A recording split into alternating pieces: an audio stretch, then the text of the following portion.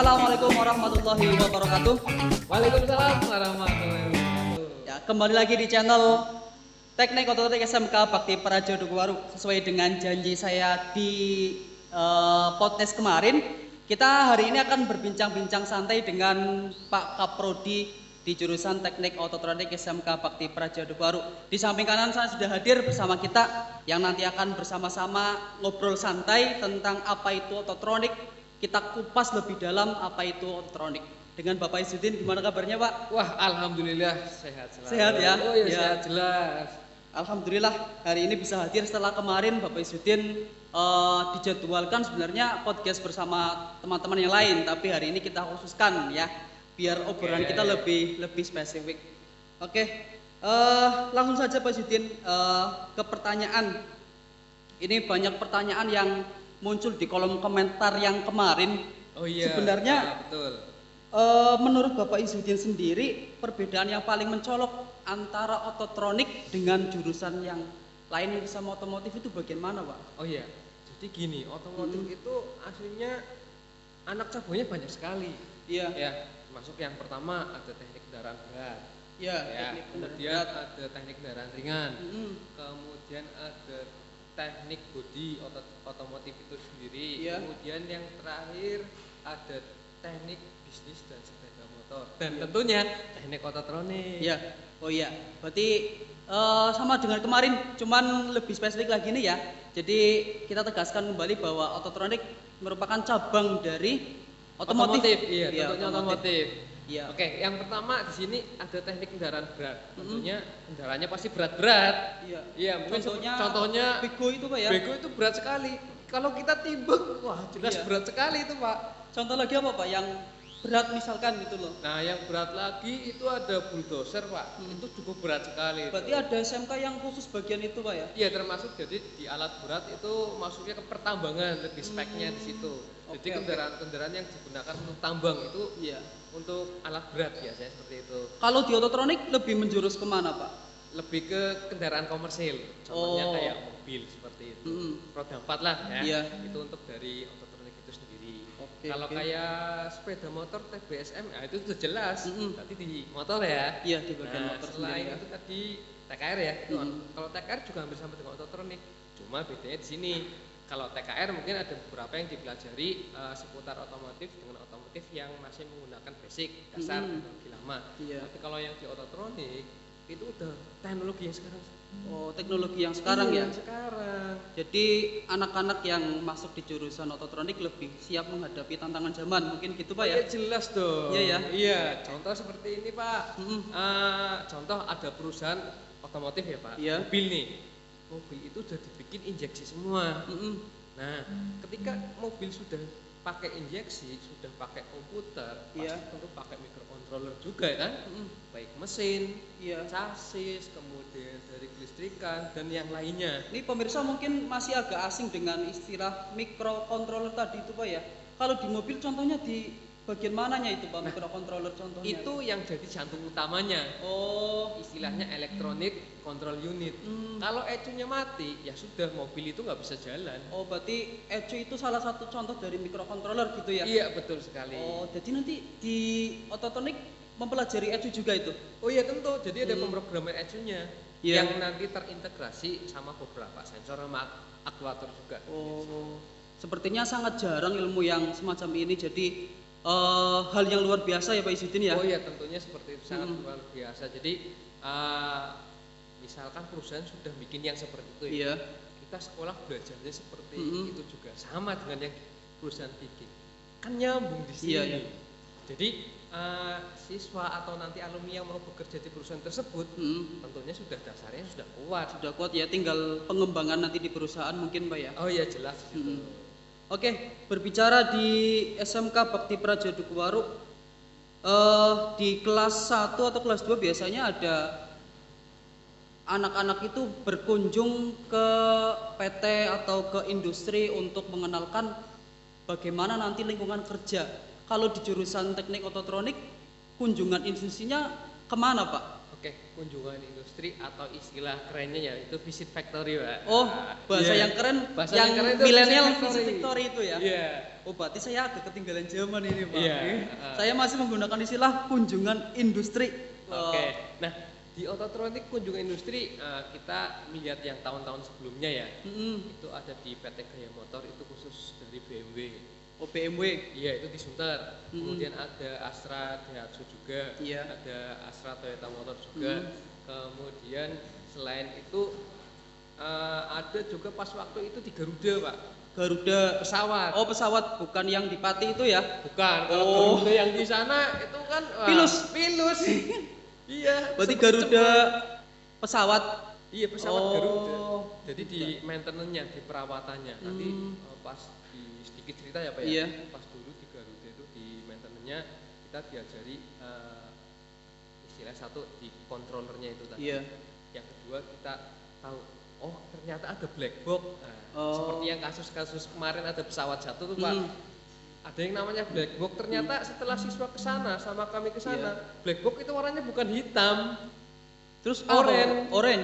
Iya. Oh, Makanya heran kok namanya black box.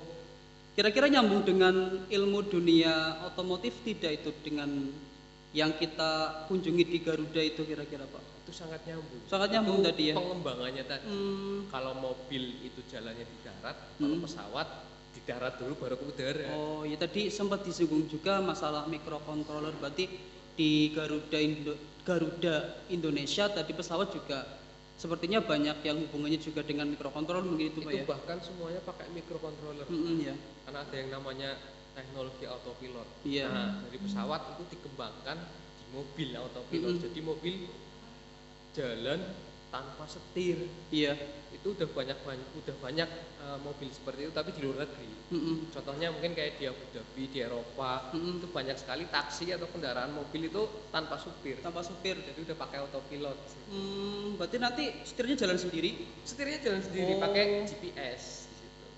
Tadi banyak di Yamaha, terus ada di Astra, Sunter, ada di Garuda. Terus di mana lagi kira-kira, Pak? Nah, Di itu Kanjeng. kan untuk seputar otomotif. Seputar otomotif. Kalau untuk universal itu masih banyak lagi kayak di Kayaba. Itu kan juga di partnernya Iya. Gudang otomotif juga. Kemudian di GS dan lain itu masih banyak sekali di situ. Iya. Termasuk juga di United Tractor juga kita masuk ke situ. Iya.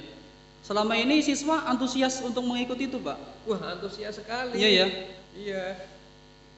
Ya, jadi sedikit bayangan nanti pemirsa yang melihat di jurusan teknik ototronik tadi tidak hanya di bagian mobil ya, tapi nanti di kunjungan industri atau visit factory-nya juga tadi ke pesawat terbang, Pak ya. Iya. Ya, yang ini juga ada sedikit korelasi, ada hubungan dengan teknik ototronik, microcontroller dan apa, nah, pengembangan itulah. Kemudian ini yang karena SMK program vokasi ada di 1 semester atau 3 bulan itu melaksanakan PKL, Pak.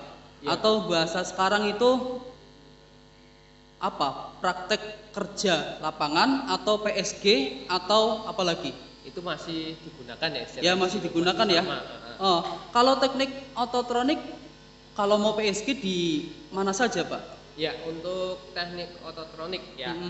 Yang pertama untuk PSG yang jelas paling banyak di luar kota ya. Di luar kota ya? Iya, di luar kota, terutama di ibu kota Jakarta dan sekitarnya. Yang pertama yang sudah kita MOU ya, itu ada di Suzuki. Jadi di Indomobil Multitrada baik di Jakarta, di Tangerang dan cabang-cabangnya itu hampir semua kita isi. Iya. Ya. Kemudian selain itu di Mitsubishi juga sama. Ya, ada perusahaan yang Sun Motor ya, Pak. Nah, di Sun Motor itu nggak cuma Mitsubishi, termasuk Chevrolet juga. Di situ kita masuk di situ. Oh, jadi misalkan ada siswa itu nggak perlu repot-repot mencari sendiri gitu, Pak? Oh, nggak perlu. Sudah dicarikan sama pihak sekolah gitu ya? Iya, jadi dari kita mencarikan, nggak cuma mencarikan, kita antar, Pak. Oh, kita antar. Wah, enak banget ya. Selain diantar untuk mes atau kontrakan ya, kalau kontrakan kita carikan. Oh, berarti istilahnya kita tidur dari rumah pun bisa sampai di tempat kosan mungkin, Pak ya? Iya, jelas di situ. Iya, cari sendiri kemudian diantar sampai ke bengkelnya gitu ya? Iya, sampai tahu-tahu Wah, sudah ini nyampe salah bengkel satu di situ. pelayanan yang luar biasa di jurusan Teknik Ototronik SMK Bakti Praja Dukuharu, tempat PKL-nya dicarikan, kemudian diantar sampai sana, kemudian diantar ke bengkel, sama nanti pasti dimonitoring Pak ya? Jelas, tentunya dari Dijemput kita, atau suruh pulang sendiri Pak nanti? tentu kita jemput. Oh, Nanti iya, di iya. pertengahan pelaksanaan kita monitoring, kita evaluasi bagaimana siswa kita Mm-mm. di situ, bagaimana kerjanya, bagaimana kedisiplinannya. Iya. Itu pasti kita monitoring. Oh, jadi di Suzuki, Indomobil, itu bengkel besar Pak? Itu bengkel besar. Oh, resmi juga ya? Itu resmi. Nah, selain bengkel-bengkel itu kan pabrikan Jepang. Iya. Kita juga PKL satu di pabrikan mobil-mobil build up, mobil Eropa atau mobil Amerika. Oh, mahal-mahal itu Pak ya? Wah, mahal sekali. Mobilnya mahal apalagi biaya servis. Iya, iya. Bayangkan kalau kita bisa kerja di situ. Setelah PKL kita lulus, Iya. tawarin kerja di situ. Wah, per bulan dah kelihatan Lumayan ya? udah lumayan sekali. Pastinya harga seperti mobil yang sekarang-sekarang yang lama itu kan harganya mahal, apalagi servis dan spare partnya juga mahal. Ini juga jadi investasi yang luar biasa buat teman-teman ilmunya ya. Ada lagi Pak selain di tempat-tempat yang tadi disebutkan mungkin? Ada. Itu selain di tadi ya di Mitsubishi, di Suzuki, kemudian di Chevrolet juga, Iya. kemudian tadi di mobil build up ya. Iya. Nah, itu ada lagi satu lagi itu bengkel khusus transmisi. Transmisi. Itu banyak, cabangnya itu banyak sekali. Iya. Ya, selain bengkel transmisi matic juga khusus mobil off-road, Pak. 4x4, bukan Iya. 4x4 16 oh ya. Iya. Bukan, jadi 4 rodanya itu jalan, itu mobil 4x4. Yang biasanya untuk off-road. Nah, Iya. off-road biasanya untuk di kayak di Kalimantan, di Iya. Papua. Itu khusus untuk mobil semacam itu ya? Iya, itu juga kita masuk ke situ juga. Berarti sangat luas ini jangkauan dari teman-teman yang masuk di jurusan ototronik ya. Iya, Kalau di aksesoris masuk atau enggak Pak? aksesoris masuk. Bisa ya? Bisa. Oh, Baik di audionya, alarm itu juga masuk. Jadi kita fleksibilitasnya sangat tinggi sekali di situ. oh iya. Ini tempat PKL-nya ternyata banyak sekali ya. Dari mulai transmisi, mesin, kemudian aksesoris. Tentunya di part sebelumnya kita juga telah berbincang-bincang dengan salah satu guru di jurusan Teknik Ototronik. Ternyata materinya juga sangat kompleks di sini ya, yang nantinya diterapkan juga di dunia PKL. Gitu Pak ya? Mungkin Iya, gitu ya. jelas, Jadi seperti sebelum mereka terjun ke tempat PKL tentunya sudah dapat bekal dulu dari sekolah, dari bapak guru ya tentunya ya. Oke, saya mau tanya ini tentang tadi PKL sudah, kemudian dunia kerja para alumni Pak. Iya, Ya dunia kira-kira kerja. teman-teman yang sudah lulus itu pada kerja di mana kira-kira? Oke, untuk dunia di ototronik aslinya itu sangat luas sekali ya kan. Iya. Yang namanya pekerjaan itu, wah kita mau di mana aja pasti bisa. Bisa ya? Iya, salah satunya kita belajarnya otomotif. Ada alumni yang bekerjanya itu di PT Pama.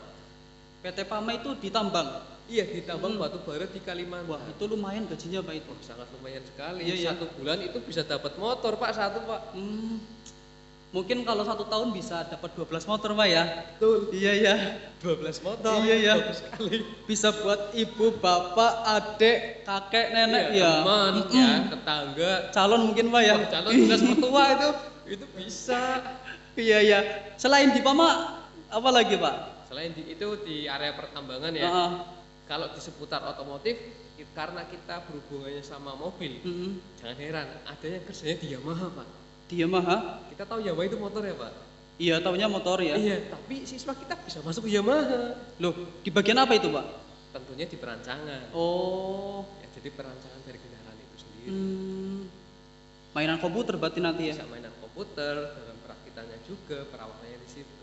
Gajinya lumayan berarti Pak ya. Tentu saja lumayan. Oh, Kalau ini iya. mungkin bisa dapat motor, tapi 2 bulan dapat motor Pak. Iya, 2 bulan dapat motor 1. Kalau Tapi karena bagian perancangan tentunya keahlian eksklusif.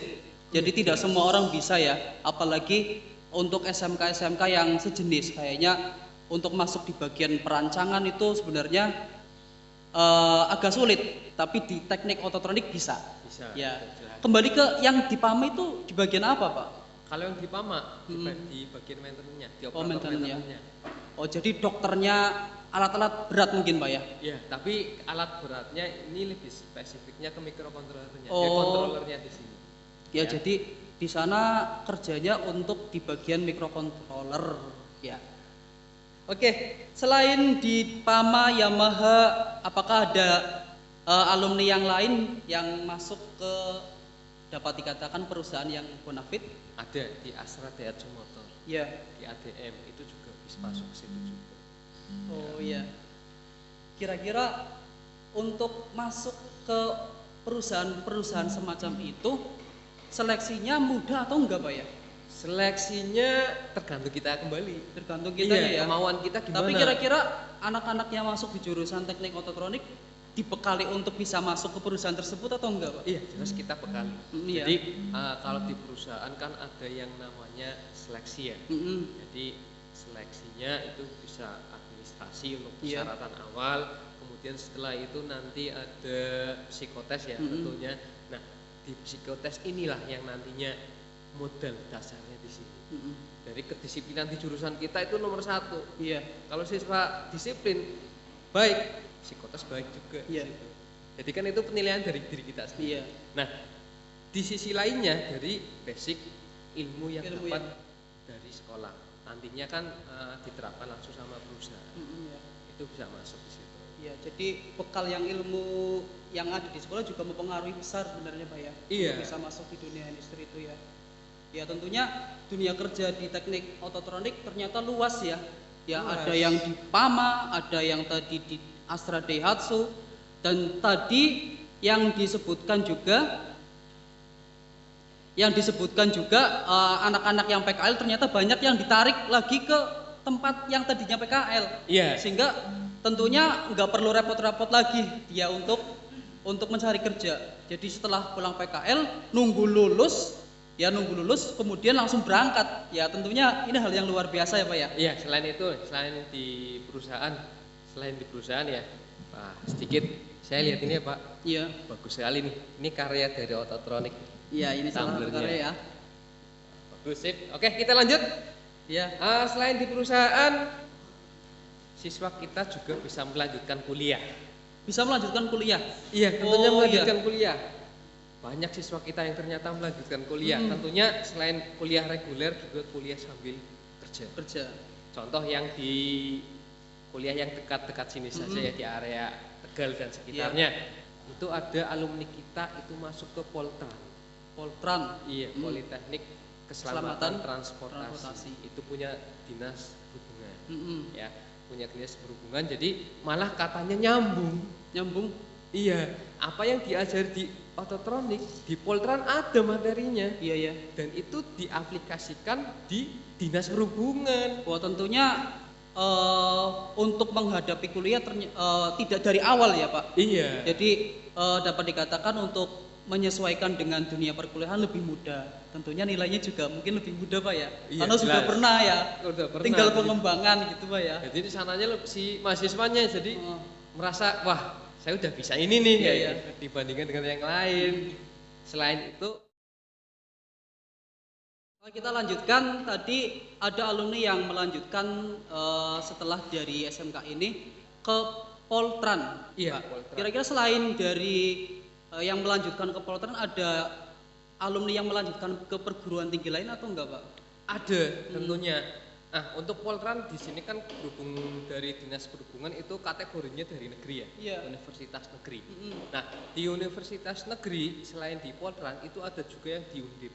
Undip ya. Iya, Undip. Lumayan itu bonafit ya universitas. Wah, lumayan sekali di situ. Selain itu juga ada di UI di Jakarta juga ada. Ya, dan masih banyak yang lainnya. Nah, selain di universitas negeri, di universitas swasta pun ada kita. Jadi siswa itu alumninya bisa kuliah sambil kerja Pak. Tentunya di sini juga masih di wilayah Kabupaten Tegal di sini. Nama universitasnya itu Poltek Baja yang masih berhubungan dengan satu yayasan dengan sekolah kita. Oh, jadi setelah dari sini bisa langsung melanjutkan Pak ya? Tentu bisa sekali. Bahkan itu direkomendasikan. Iya. Berarti yang lulusan ini dari SMK Bakti Praja Dukuharu direkomendasikan untuk lanjut di Poltek Poltek Baja. Baja. Jadi, Tentunya karena direkomendasikan ya lebih itu mudah maksudnya mungkin Pak lebih ya? mudah dan dapat beasiswa. Oh, dapat beasiswa. Iya, bidik misi. Wah, kalau bidik misi berarti setiap bulannya kita dapat beasiswa di situ sampai lulus tentunya. Dapat uang saku Pak ya? Dapat. Jadi kuliah bukan bayar tapi dibayar.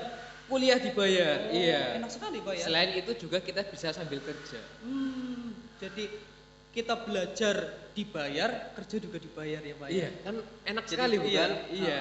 Jadi buat motivasi teman-teman juga ya, barangkali ada teman-teman yang setelah dari SMK Bakti Praja Dukuharu mau melanjutkan tadi di Politeknik Baja ya, bisa lebih mudah karena direkomendasikan dan juga dapat beasiswa bidik misi. Jadi full gratis selama kuliah dan juga dapat uang saku ya Pak ya. Iya. Selain itu juga tadi ada alumni yang melanjutkan yang ada di yang Undip, kemudian Universitas Indonesia juga ada. Tentunya mereka bisa masuk ke sana juga atas dasar mereka kemampuan dari sini. Tentu gitu Pak ya. Iya. Nah, selain kerja, kuliah, tentunya bisa berwirausaha. Oh, berwirausaha ya? Iya, salah satunya alumni kita ada yang punya marketplace, jadi toko elektronik tentang microcontroller. Iya. Iya, dia udah jual seperti itu. Jadi paket-paket alat-alat peralatan microcontroller, kemudian sistemnya, yang mungkin ya sistemnya itu delivery order ya bisa kita pesan dulu sesuai dengan pesanan kita maunya bikin apa. Itu ada di Bandung alumni kita. Itu yang pertama. Yang kedua di seputar kuliner juga ada Pak. Itu bahkan sudah punya 3 cabang. 3 cabang. Iya. Wah, jadi bos besar lumayan Pak ya. Iya. Jadi itu kulinernya temanya tentang seafood. Bayangkan yang namanya seafood kan selain enak juga harganya lumayan. Tentu kan kalau di kota besar laris Pak ya. Iya. Apalagi sampai buka 3 cabang berarti usahanya signifikan naik gitu Pak ya. Iya, jelas sekali. Selain itu di wilayah sini juga ada yang buka kuliner sate Pak. Ya, itu juga ada alumni kita. Jadi alumni kita selain bisa kerja di PT Bonafit, kemudian juga melanjutkan kuliah, bisa juga tadi berwirausaha. Bahkan ada yang jadi ASN Pak. Iya. Ya, jadi ASN. Di mana itu Pak? Masih di wilayah Tegal. Satu ada di Dinas Perhubungan sama satunya dengan di Dinas Perdagangan di situ. Itu juga bisa masuk. Jadi jangan salah, SMK masuk ASN jadi PNS bisa. Bisa ya, ternyata bisa ya. Jadi jangan ragu ya. Mungkin di pandangan masyarakat umum nanti SMK buat apa, kemudian kelanjutannya gimana, tentu banyak tadi ya dijelaskan oleh Pak Kaprodi. Ada yang melanjutkan ke perguruan tinggi, ada yang bekerja, kemudian ada yang berwirausaha, dan mereka semua dapat dikatakan sukses. Ada juga tadi yang menjadi abdi negara, diterima menjadi ASN gitu Pak ya. Iya.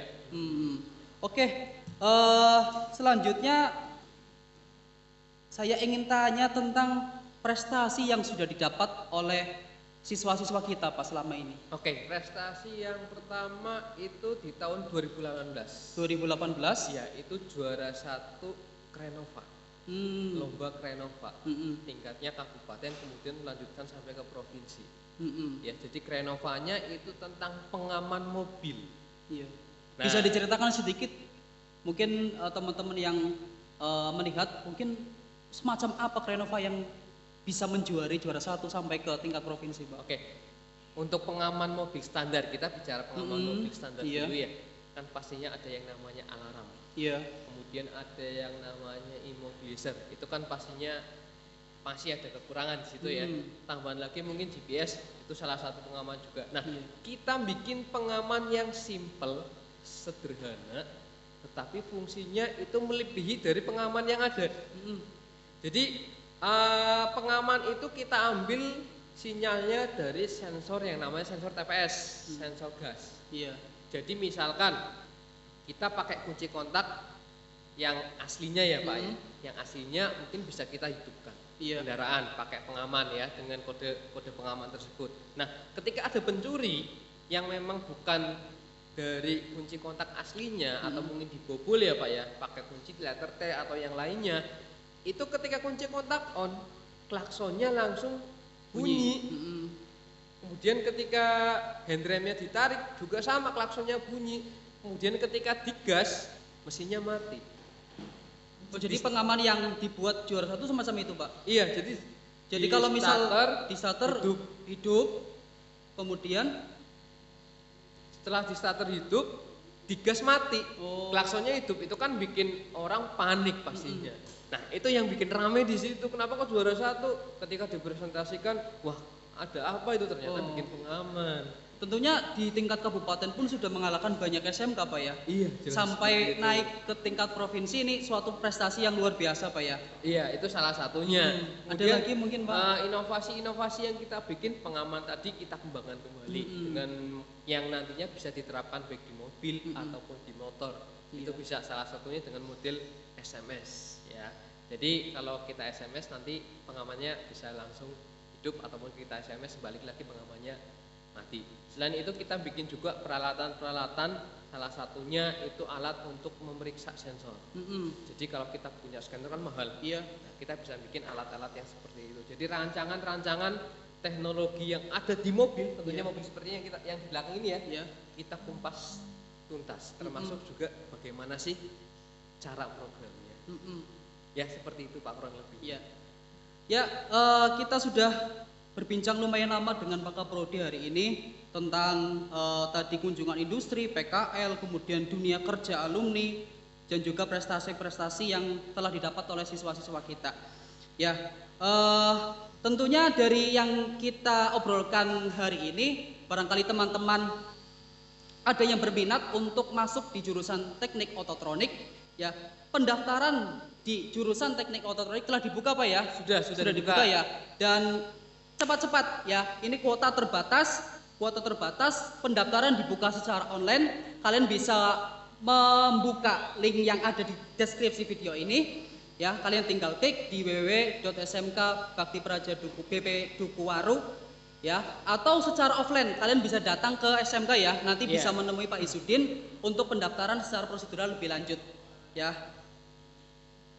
Oke, cukup sekian perbincangan kita hari ini, obrol santai hari ini. Terima kasih atas kehadirannya Bapak Izudin. Ya, sama-sama. Jangan lupa subscribe Teknik Ototronik BPD. Like, komen, dan juga share ke teman-teman biar Teknik Ototronik di SMK Bakti Praja lebih maju. Sekian dari kami. Apabila ada hal-hal yang kurang berkenan di hati pemirsa, saya dan juga Pak Izudin mohon maaf. Terima kasih. Wassalamualaikum warahmatullahi wabarakatuh. Salam Ototronik.